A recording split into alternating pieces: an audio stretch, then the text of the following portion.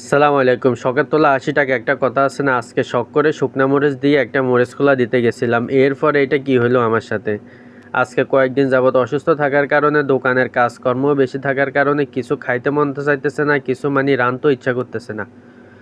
তো আজকে ভাবতেছিলাম যে আজকে কিছু একটা রান্না করব ঝাল, যেতে খাই মজা পাওয়া যায়। মুখটুক একদম তিতো হয়ে আছে। তো ভাবতেছিলাম যে কি রান্না করব। হঠাৎ করে মনে পড়লো বাসায় কিছু শুকনা মরিচ দেখছিলাম, দেখি ওগুলা দিয়ে কিছু একটা করা যায় কিনা, ঝাল কিছু করে একটা মরিচ খোলা দেওয়া যায় কিনা।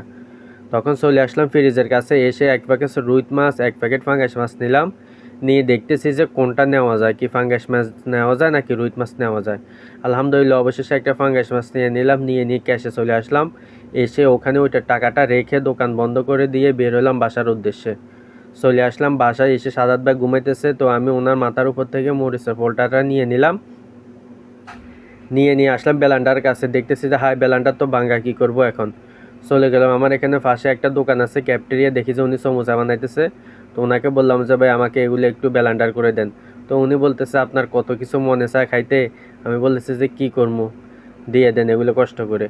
তো উনি এগুলো বেলান্ডার করে দিতেছে, আর উনি বলতেছে এগুলি কালো হবে। আমি বলতেছি হ্যাঁ, মরিচগুলো যেহেতু কালোই, কেন কালোই হবে। তো আমি এগুলো গ্রান সঙ্গে দেখতেছি অত্যন্ত জাল। তো আমি মনে মনে খুশি হয়েছে আজকে জালে খাইতে পারবো। একদিক দিয়ে আমার ভুল হয়েছিল, আমি যদি রসুনগুলো একসাথে নিয়ে যেতাম, উনি ব্লেন্ডার করে দিত, আমার জন্য অনেকটাই ভালো হতো। এখানে মাছ হয়েছে 5 পিস। এই 5 পিসের দাম পড়ছে ওমানি 1 রিয়াল। আমাদের বাংলাদেশে পড়ছে প্রায় 320 টাকার কাছাকাছি এরকম। তো আমি মাছগুলি একদম ছোট ছোট করে কেটে রান্না বসাইলাম। রান্না বসানোর পরে আমার লাইটটা হঠাৎ করে বন্ধ হয়ে গেছে, লাইটটা লড়ে গেছে।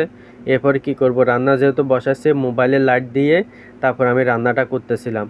রান্নাটার মধ্যে মাছগুলি দিয়ে দিছিলাম, দিয়ে এগুলোকে অনেকক্ষণ লেড়ে চেড়ে ভালো মতো এগুলোর একটার সাথে মিক্স করে ঢাকনা দিয়ে রেখে দিছিলাম। এরপরে এর ভিতরে আমি লাইটটাও ঠিক করে ফেলছি। ঠিক করার পর দেখতেছি যে আমার খাবারটা মাশাল্লাহ মোটামুটি হয়ে আসছে। এটাকে আমাদের নোয়াখালীতে আপনার রোনে মরিচ খোলা বলে, কিন্তু এটা আমি ওইরকমভাবে দিতে পারি না। এগুলো আসলেও ফাড়ার মধ্যে ফিসা লাগে, ফিসে তারপরে দেখি জানি এটা বানাইতে হয়। কিন্তু যেহেতু আমাদের এরকম সময় নাই, টাইম নাই, আর ওগুলোও কিছু আমাদের কাছে নাই, তো আমরা ব্লেন্ডারের মাধ্যমে করি আর এটা করার চেষ্টা করতেছি। যাই হোক, আমার খাবারটা রেডি হয়ে গেল, তখন এটা বাসায় নিয়ে আসলাম, নিয়ে এসে খেতে বসলাম। ও বাইরে ভাই, এত বেশি জাল হয়েছে তারপরেও চাই না, আজ যে খাইম দেনে খাইম, যত জালে হোক, যত জালে লাগুক, আজ যে যেভাবে হোক, আজ যে এটা খাইম দেনে খাইম।